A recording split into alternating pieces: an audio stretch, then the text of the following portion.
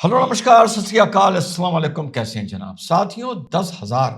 10,000 का आंकड़ा कल शाम से सामने आने शुरू हो गया है और ईरान इंटरनेशनल जो वहां का मीडिया है इस बात को ऑथेंटिकेट कर रहा है कि yes may be casualties are over 10,000।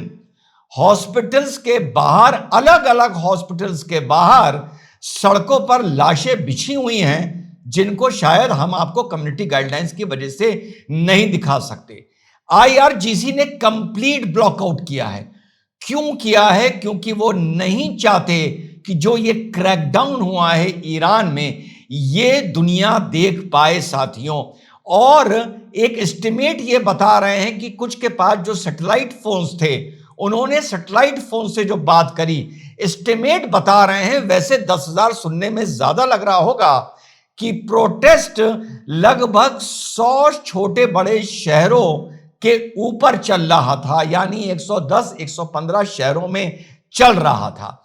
अब आपको 10,000 का आंकड़ा बड़ी आसानी से समझ में आ जाएगा जब आप औसतन एक शहर में वहां की आर्मी की फायरिंग में 100 आदमियों को, मात्र 100 आदमियों को हलाक मानना कैलकुलेट कर लेंगे मानकर, तो 10,000 का आंकड़ा साथियों अब सामने आ रहा है। And it is a complete blackout. और इसी के साथ साथ 3 दिन में आदमी को पकड़कर आइडेंटिफाई कर कर ट्रायल कर कर ईरान के कोर्ट ने इरफान सुल्तानी को, जो फारदिस में एक प्रोटेस्ट में शामिल था, उसको फांसी की सजा सुना दी है। और उसके परिवार को उसको सिर्फ 10 मिनट के लिए मिलने की परमिशन मिली है। उसको लीगल वकील के तौर पर किसी ने रिप्रेजेंट नहीं किया। और आज वेडनेसडे के दिन आप सुन रहे होंगे पहली ये फांसी होने जा रही है 26 वर्षीय इरफान की। इस बीच डोनाल्ड ट्रंप का एक ट्वीट आया बतौर वक्ता और बतौर अधिवक्ता। उसको देख के मैं थोड़ा सा मुस्कुराया। आइए अपनी मुस्कुराहट का कारण आप लोगों के साथ शेयर कर लूं। डोनाल्ड ट्रंप लिखते हैं, ईरान पेट्रियट्स कीप प्रोटेस्टिंग, लगे रहो, मतलब टेक ओवर योर इंस्टीट्यूशंस, अपने जो महत्वपूर्ण इंस्टीट्यूशंस हैं उनको टेक को ओवर कर लो। Save the names of the killers and abusers, जो तुम्हें मार रहे हैं उनके नाम सेव कर लो। अच्छा, उन्हीं को पता है, दुनिया को नहीं पता है कौन मार रहा है। चलिए, they will pay a big price. Okay, I have cancelled all meetings with Iranian officials, क्योंकि ये बात हुई थी शायद कल या परसों हमारी कि ट्रंप का यह भी बयान आया है कि बुके में मीडिएशन और डिप्लोमेसी भी शामिल है, मिलिट्री एक्शन भी शामिल है, लेकिन पहले हम मीडिएशन को या डिप्लोमेसी को मौका देंगे। I have cancelled all meetings with Iranian officials until the senseless killing of protesters stops. मैं तब तक ईरानियन ऑफिशियल से बात नहीं करूंगा जब तक ये सेंसलेस किलिंग रुक नहीं जाएगी। Help is on the way, मदद तुम्हारे रास्तों में है। MIGA, make Iran great again, president Donald Trump. आगे लिख देना चाहिए था MAGA, make America great again. मजेदार लाइन पकड़ी। मैं ऑफिसर से तब तक बात नहीं करूंगा, ऑफिशियल से, जब तक कि ये सेंसलेस किलिंग नहीं रुकेगी। इससे पहले क्या बात की गई थी कि जैसे ही सेंसलेस किलिंग होगी हम इंटरफियर कर जाएंगे, याद है? अब हल्का सा ट्रंप ने शब्दों को खेल दिया कि भैया अगर ये किलिंग नहीं रुकेगी तो मैं आप लोगों से बात नहीं करूंगा।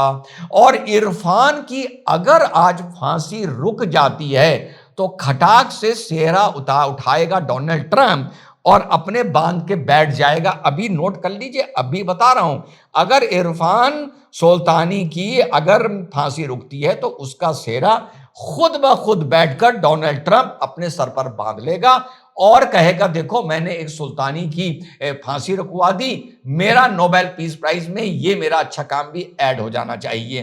तो इस तरह से हल्का सा नैरेटिव डोनाल्ड ट्रंप ने चेंज किया है। उन्होंने इतने मार लिए कि उनका कोटा शायद पूरा हो गया है, शायद पूरा हो गया है। अब अगर मारते भी रहेंगे तो वो एक नॉर्मल एल्गोरिथम में या स्टेबलाइज हो जाएगा मामला।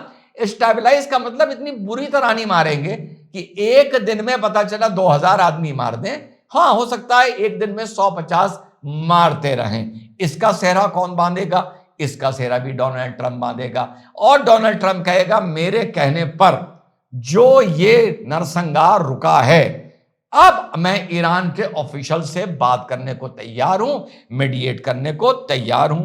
अब वहां के सरकार के नुमाइंदे ने जब ट्रंप ने ये वाला ट्वीट क्या किया, अपने सोशल पर लिखा कि प्रोटेस्टिंग और help is on the way और फलाना धमाका, उन्होंने कहा we declare the names of the main killers of the people of Iran, क्योंकि ट्रंप ने कहा था किलर्स के नाम याद रखो। तो उन्होंने ऊपर लिख दिया ट्रंप और नीचे लिख दिया नेतन्याहू।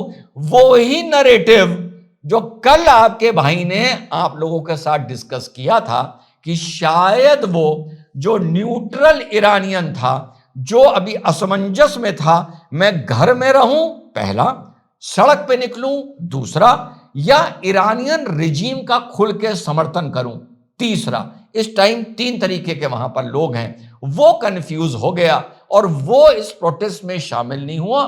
कहो वो जो सुप्रीम लीडर है उसके समर्थन में बाहर निकल आया हो। तो ये है साथियों सूरत हाल। कल मेरी किसी से फोन पर बात हो रही थी, मैंने कहा मैं तुम्हें कल के वीडियो में जवाब दूंगा। उन्होंने कहा रिजवान भाई देखा आपने कैसा इन्होंने मारा है, देखा आपने, यानी उनके टोन में एक एक्साइटमेंट था, एक खुशी थी। तो मेरे भाई सुनो मेरी बात, तुम बहुत छोटे हो मुझसे। ऐसा है कि जो ईरान की पुलिस कर रही है ना, वो कहीं की भी पुलिस कर सकती है। जो वहां की पुलिस कर रही है ना, ये हमारी पुलिस भी जब चाहे कर सकती है, जब चाहे। तो मेरे भाई शाहीन बाग जो था ना, उस जगह को खाली कराना पुलिस के लिए आधे घंटे का काम था, 30 मिनट्स, 31 मिनट ना होते। अगर महिलाओं का वास्ता देते हो ना, तो उधर 300 आईटीबीपी की और पुलिस की, सीआरपीएफ की महिला जवान खड़ी होती लाठियां लेकर, और इधर 300 खड़ी होती और दोनों तरफ से लठियाना शुरू करती ना, तो सिर्फ टूटी हुई हड्डियां और सिर्फ वहां पर चीखें निकलती।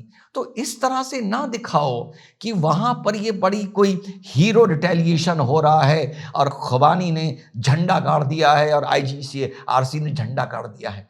कहीं की पुलिस ये कर सकती है, संभल की भी ये कर सकती है, जहां पत्थर चलते हैं वो कर सकती है।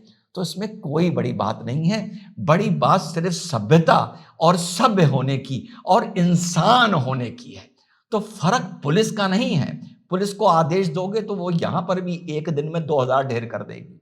फर्क सभ्यता का, संस्कार का और आपकी सरकारों का होता है, जिसका शुक्रिया करना चाहिए। जय हिंद, वंदे मातरम, खुदा हाफिज।